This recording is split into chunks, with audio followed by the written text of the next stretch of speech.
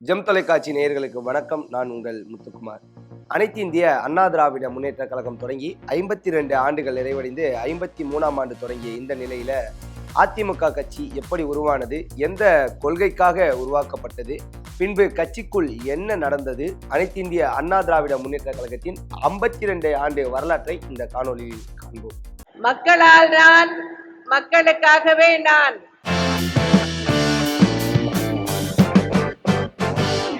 1972ஆம் ஆண்டு அக்டோபர் 8ஆம் தேதி சென்னை லாயிட்ஸ் ரோட்லேயும் திருக்கழுக்குன்றத்திலேயும் ஒரு பொதுக்கூட்டம் நடக்குது. இந்த 2 கூட்டங்களிலும் திமுகவில் ஊழல் மலிந்து விட்டதாகவும் கட்சியின் வரவு செலவு கணக்கு கேட்டும் பல குற்றச்சாட்டுகளை எம்ஜிஆர் அவர்கள் மேடையில் வந்து அடுக்கிறாரு.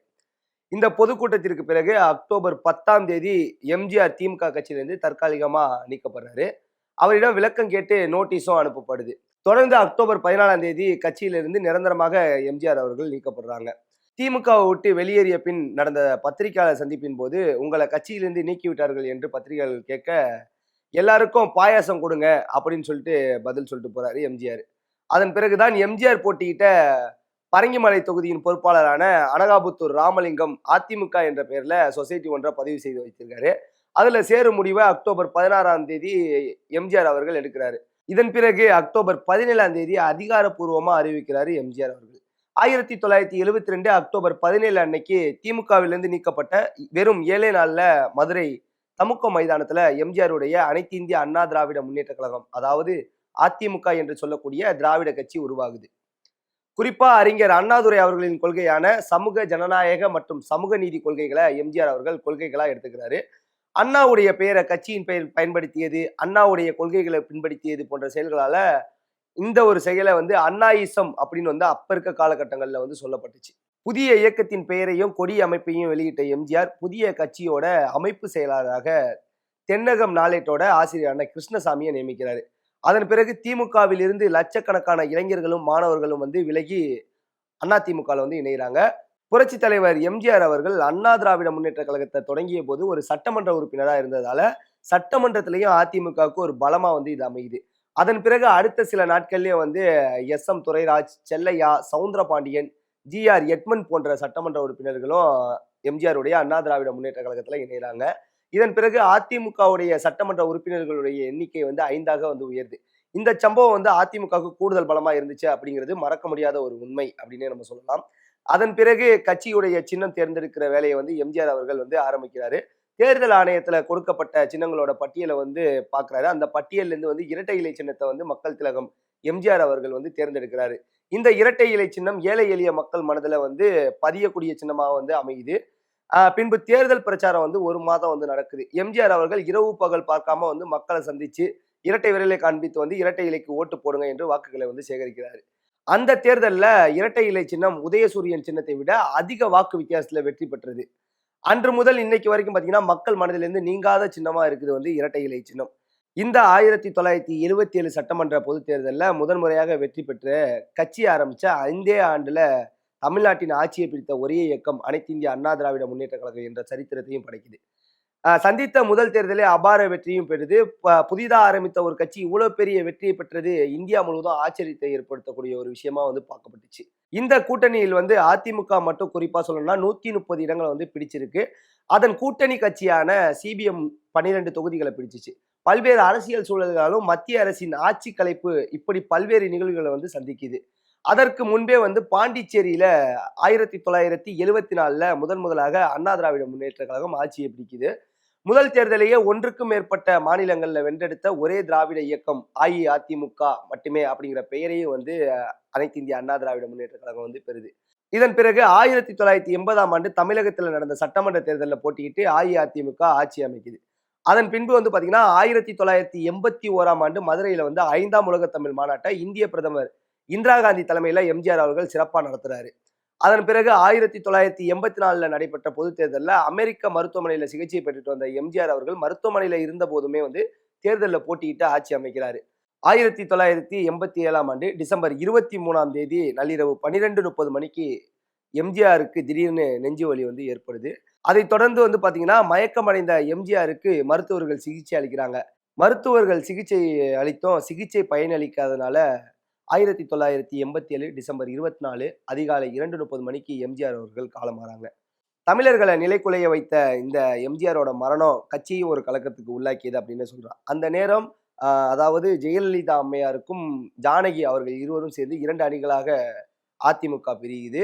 அதற்கிடையில கவர்னர் குரானாவின் அழைப்பை ஏற்று முதல்வராக எம்ஜிஆரோட மனைவி ஜானகி அவர்கள் வந்து பதவியேற்கிறாங்க. ஆனால் வெகு வேகமாக முடிவுக்கு வந்தது அந்த ஆட்சி அப்படின்னே வந்து நம்ம சொல்லணும். தமிழகத்தோட முதல் பெண் முதல்வர் என்ற வரலாற்று பெருமையை வந்து எம்ஜிஆரோட மனைவி ஜானகி அவர்கள் எடுக்கிறாங்க. ஆனா அந்த பேர் வந்து ரொம்ப நாள் நிலைக்கல அப்படின்னே சொல்லலாம். 24 நாட்கள் மட்டுமே அவர்களால் வந்து முதல்வரா இருக்க முடிஞ்சுச்சு. எம்ஜிஆர் அவர்களுடைய மனைவி ஜானகி அம்மாள் வந்து கட்சியிலிருந்து ஒதுங்கி இருக்க வந்து சம்மதிக்கிறாங்க. அதன் பிறகு அதிமுக வந்து முழுமையாக வந்து ஜெயலலிதா அம்மையார் வசம் வந்து வருது. 1989ஆம் ஆண்டு நடைபெற்ற மக்களவைத் தேர்தல பிளவுபட்டிருந்த அதிமுக ஒன்றிணைந்து எதிர்கொள்து.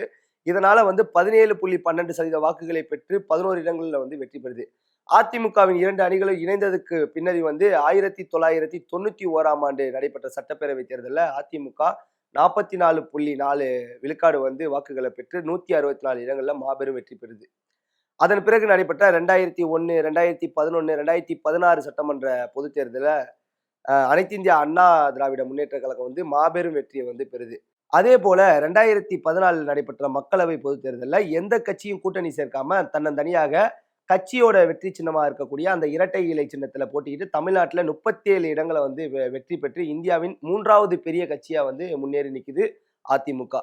தமிழ்நாட்டின் அரசியல் வரலாற்றுல ஒரு கட்சி 37 இடங்களை வென்றது வந்து இதுதான் முதல் முறை அப்படிங்கிறது வரலாற்று மிக்க ஒரு சான்று அப்படின்னு நம்ம வந்து சொல்லப்படுது. 2014ஆம் ஆண்டு செப்டம்பர் 27 அன்னைக்கு வந்து பரப்பன அக்ரகார சிறப்பு நீதிமன்றம் சொத்து குவிப்பு வழக்குல ஜெயலலிதா அவர்கள் குற்றவாளி என்று அறிவிக்குது. அதனால அவருடைய முதலமைச்சர் பதவியானது வந்து பறிபோகுது. அடுத்து வந்த 3 மாதங்களும் ஜெயலலிதா வந்து சிறையில இருக்காங்க. தமிழக முதல்வராக இருந்த ஜெயலலிதா நீதிமன்ற உத்தரவால பதவி இழந்த சூழல்ல தமிழக முதலமைச்சரா வந்து ஓ பன்னீர்செல்வம் அவர்கள் வந்து பொறுப்பேற்கிறாங்க. 2016ஆம் ஆண்டு டிசம்பர் மாதம் ஜெயலலிதா அவர்கள் சென்னை அப்போலோ மருத்துவமனையில வந்து சிகிச்சைக்காக சேர்க்கப்பட்டு சிகிச்சை பலனின்றி வந்து மரணம் அடைகிறாங்க. ஜெயலலிதா அம்மையாருடைய மரணமானது வந்து பல்வேறு சர்ச்சைகளை வந்து ஏற்படுத்தியது, கட்சிக்குள்ள வந்து பிளவுக்கும் வழிவகுக்குது. ஆனா கட்சியை வந்து சசிகலா கட்டுப்பாட்டுல வந்து அந்த கட்சியானது வந்து வருது. கடந்த 1991ஆம் ஆண்டு தொடங்கி 2016ஆம் ஆண்டு வரைக்கும் இறுதி வரைக்கும் அதிமுகவின் பொதுச் செயலாளராக வந்து அம்மையார் ஜெயலலிதாவே வந்து இருந்தது நிலையில ஜெயலலிதா மறைவிற்கு பின்னர் தான் அதே ஆண்டு டிசம்பர் 29ஆம் தேதி அதிமுகவுடைய பொதுக்குழு கூட்டத்துல கட்சியின் பொதுச் செயலாளரா சசிகலா தேர்ந்தெடுக்கப்படுறாங்க.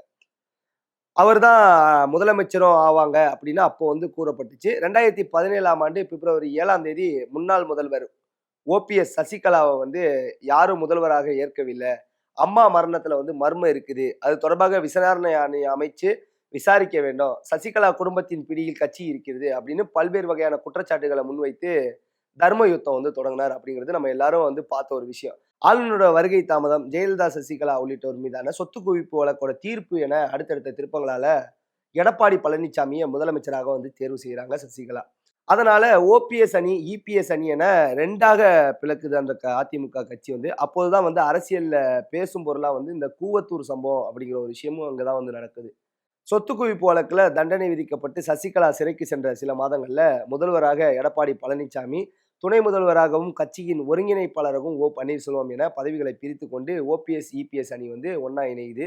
2017ஆம் ஆண்டு செப்டம்பர் 12ஆம் தேதி நடந்த அதிமுக பொதுக்குழு கூட்டத்துல சசிகலாவை வந்து பொதுச் செயலாளர் பதவியிலிருந்தும் கட்சியில இருந்தும் டிடிவி தினகரனை வந்து கட்சியில இருந்து நீக்கும் தீர்மானம் வந்து நிறைவேற்றப்பட்டு அவங்க வந்து நீக்கப்படுறாங்க.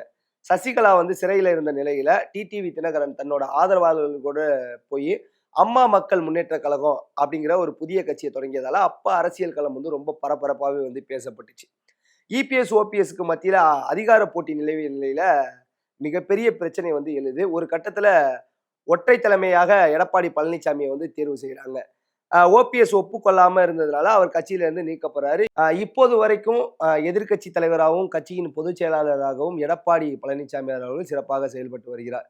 இந்த 53 ஆண்டுகள் முடிவடைந்த இந்த நிலையில அதிமுகவானது எவ்வளவு பிரச்சனைகளையும் மக்களுக்கு சேர்ந்த பல பிரச்சனைகளுக்கு தீர்வாகவும் இருந்தது.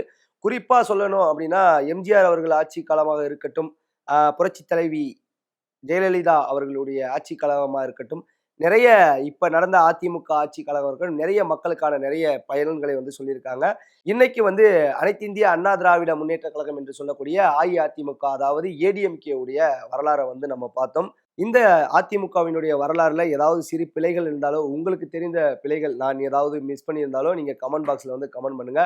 அடுத்து எந்த கட்சியோட வரலாறு வேண்டும், இல்ல எந்த தலைவரோட வரலாறு வேண்டும் அப்படிங்கிறத வந்து கீழ இருக்க கமெண்ட் பாக்ஸ்ல கமெண்ட் பண்ணுங்க. மீண்டும் அடுத்த காணொளியில வந்து உங்களை சந்திக்கிறேன். அதுவரை உங்களிடமிருந்து விடைபெறுவது உங்கள் முத்துக்குமார்.